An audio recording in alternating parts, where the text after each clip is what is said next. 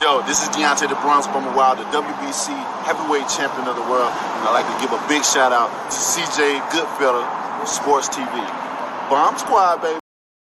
All right, let's get this review going for Sebastian Fundora defeating Erickson Lubin last night, and I believe he defeated him. What was it? And it was so crazy in there, bro. I think he defeated him in what, 9? So he defeated him in 9 rounds. A lot of us picked Lubin on Friday, and the scores read at the time of stoppage. They don't have them up yet, so I can pull them up though. So give me a minute, man. Check out the fight reaction playlist. That'll go here. We all knew it was a possibility that Lubin was going to lose. This is what made it such a great fight, bro. That Fundora was Lubin was a live dog in this fight, and he looked good. Coming back, but early on, he fought the wrong game plan. It's simple as that. We ain't got the scores up, but he fought the wrong game plan. It's no simple. It's no different than that. I think they were saying Shakur Stevenson said that when you fight somebody that big, they can hit you everywhere, and that was the best Fundora performance that we've seen so far, by far. But like I said before, he said, you fight somebody that big, they can hit you everywhere. Dude, we seen other fighters get in there and have a simpler time. He sat in Fondora's chest, and usually sometimes for fighting a bigger opponent, getting up under them and sitting in their chest and hiding your shots, is the ticket. But it wasn't the ticket when you got somebody who throw hooks better than they throw a 1-2. Better than they throw uppercuts better than they throw a 1-2, and they throw uppercuts better than they throw hooks. That wasn't the place to be, is in his chest, because he just hitting you with uppercuts. And he looping the uppercuts, and they accurate, and you know what I'm saying? He probably hit him with more uppercuts than anything you've seen last night. So why would I want to be in his chest if he hit me with all type of uppercuts? If I'm going to be here, these have to move. I have to get off, turn them. That's what you got to do. You have to sit here, right? You get off and you step around to him, and you just, with this dude, you can't, if you step this way, you're not stepping away from his power hand. If you're not step this way, either or, he punching with both hands. It's as simple as that. Either hand he punching with. So the best thing to do is whatever way you want to turn. He's southpaw too, and that's what make him dangerous. Whatever way you want to turn, you probably more likely, want to turn into your power hand. So you want to step over, so you get this backhand, that's his power hand right here. I mean, he's squared up, but you most likely want to step over to his right where you get that left hand going. But I would just kept telling him, keep them guessing. Sometimes turn them to your right and get off. You know what I'm saying? But it's a lot of things that was done wrong. He didn't listen to his corner. When he did listen to his corner, he scored a knockdown, and he just had to, he had to turn them and change levels. That's it. Good jab would have kind of helped him too, but he just turn them. We'll get off, change levels. When you get some space, he walk you down. I'd have been fading him. I'd have been doing what Shane did to Floyd. I'd have been fading him, throwing my left hand to the body, keep throwing it to the body, or keep throwing the jab to the body, then come over the top. And he didn't do that.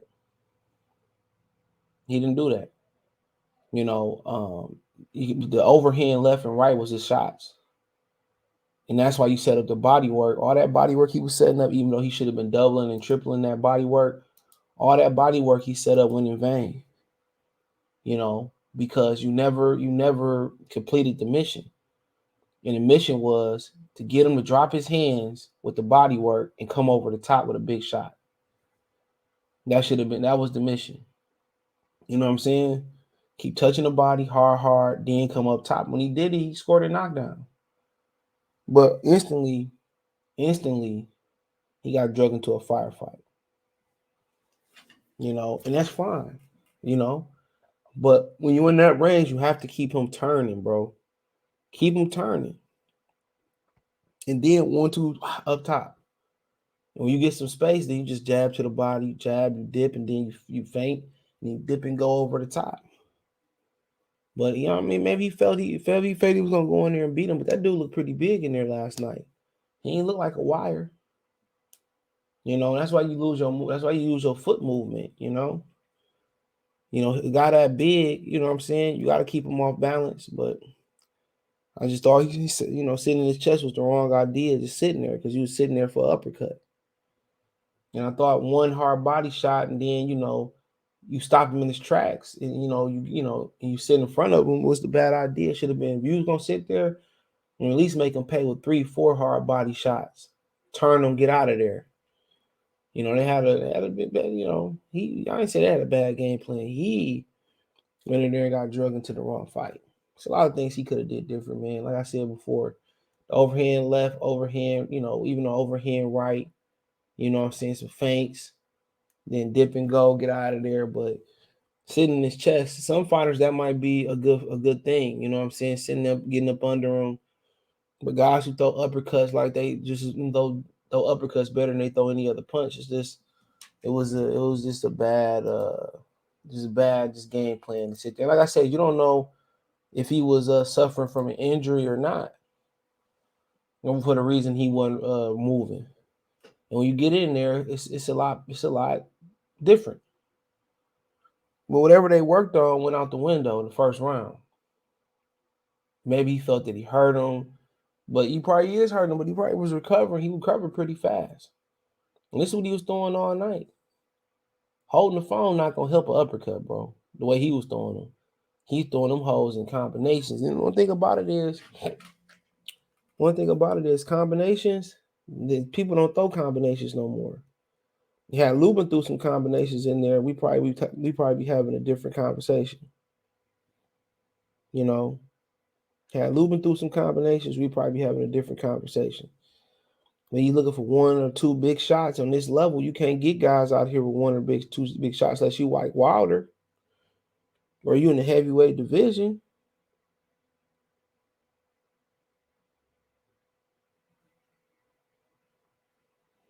So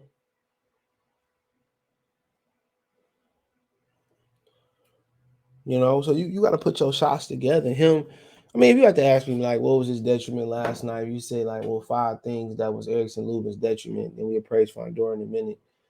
You have to say, sitting in his chest and not move and not stepping over, right? He left his jab at home, right? 3, he got dragged into a firefight, right? He left the overhands left and rights at home. They started throwing them until it was desperation time. And he didn't put his shots together. When he put his shots together, he scored a knockdown.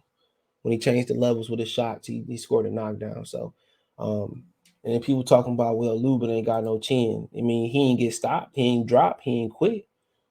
So you need to understand what not having a chin is. He got knocked out by perhaps the biggest puncher in the division, in Jermell Charlo.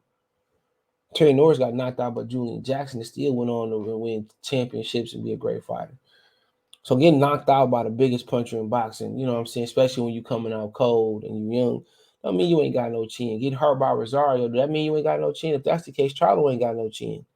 Because Charlo got hurt by Rosario several times. Rosario hit him with a right hand to the body, grabbed the back of his head. And tonight he proved he had a chin. Yeah, he got dropped by Fundora, but Fundora threw like 4 or 5 punch combinations. So, all that shit that Lubin ain't got no chin or whatever, that's bullshit. People have been saying the same thing about Pernell Whitaker and Felix Tito Trinidad. Trinidad always came out cold with bad balance, though. But, people talking about he ain't got no chin, don't know nothing about boxing. How do a dude who finished on his feet like this don't have a chin, bro? How can you question his chin? How can you question somebody's heart? You can't. Like I said, all these boxing novices don't even know what not having a chin is. Not having the chin is not hitting the canvas, because if that's the case, Pernell Whitaker hit the canvas. That's the case, Tito Trinidad hit the canvas. That's the case. Marvin Hagler hit the canvas. You know what I'm saying? A lot of great fighters hit the. Muhammad Ali hit the canvas.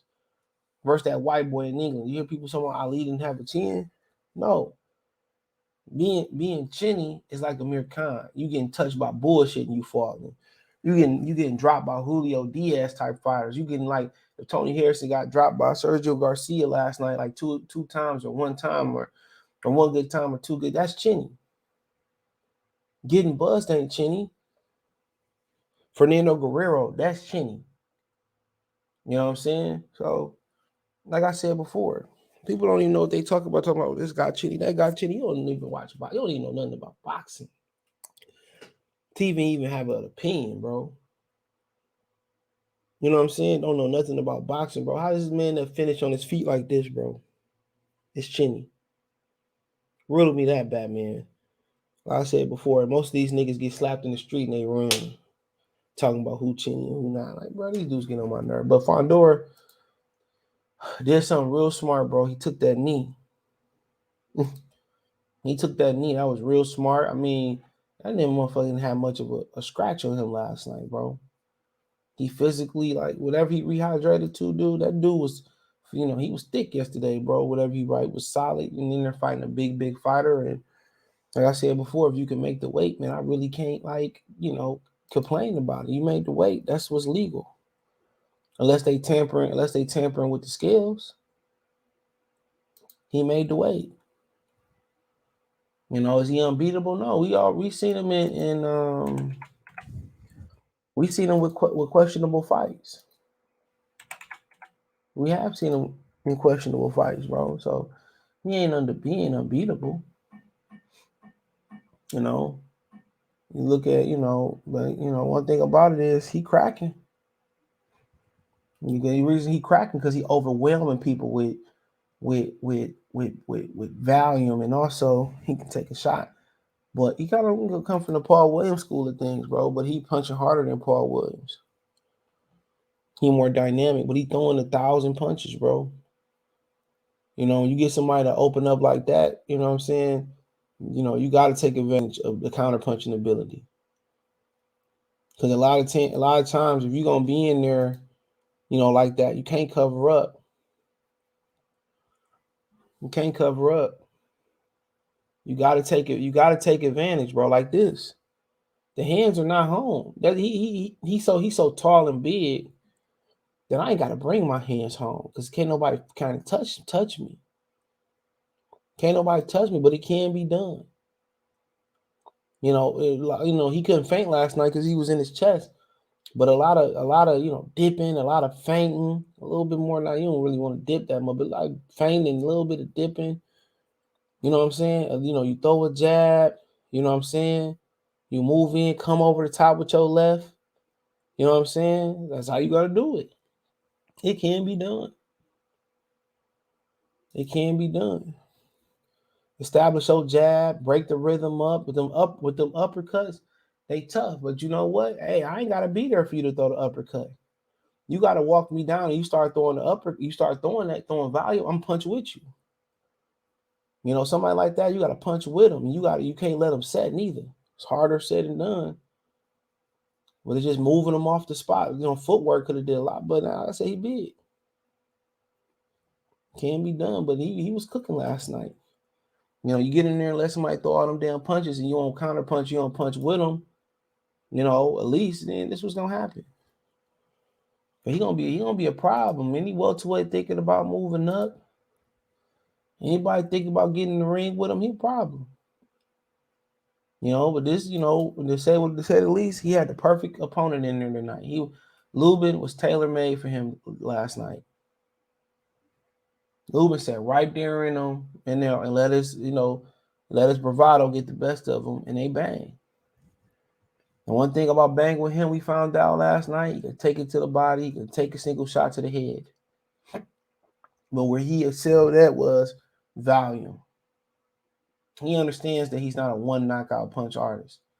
He understands that it's volume. I mean, he's gonna stop a lot of guys just by throwing more punches than him. Because most of these dudes can't catch and shoot no more. They don't punch with you no more. They can't counter punch no more. You know what I'm saying? And then if you want to go the route of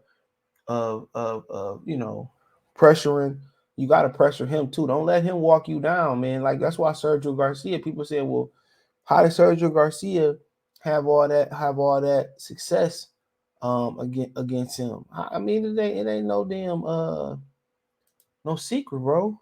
He dictated real estate. He kept Fundora from walking him down. And when Fundora did walk him down, he was able to get up on a reset, and he controlled the real estate. He didn't let Fundora get going. Keep Fundora big ass on the back foot. That's what you want to do. Just against the rule of thumb. Keep his ass on the outside. Don't let him get on the inside. You stand in front of most Mexicans, they gonna have a lot of success. Don't stand there. Keep his ass on the outside. Keep using your angles, keep him off balance. Though if you let him get on the inside, he gonna have success. Lubin didn't tie up last night. Supposed to tie up. Spin him up out of there. Get up under him when you tie him up. Like football, Lubin from Central Florida. They play a lot of football there. Get your shoulder up under there. Wait for the referee to break and get the hell up out of there. You got to go to him. You got to go keep your jab on, man. But like I said before, interesting. But the guys I think can beat him, man, maybe Charlo, Castanos, Gomez might be the only 3 guys that can fade him. But hey, appreciate you guys. Check the Fight Reaction playlist out. Thumbs up the video, share the video, subscribe to the channel. That subscribe button is the bell icon button. Hit all notifications, increase your chance of notifications. Go live and drop a video. Financially want to donate, Cash App, $CJ Good 313, Venmo CJ Good 313, PayPal link in the description. Other than that, you can find me on Twitch, Twitter, Instagram, Spotify, Anchor. Hit the Linktree link in the description. Also on that, you can find my donation links from Venmo, Cash App, PayPal there as well too. Appreciate the love and support. Let me know in the comment section. Peace.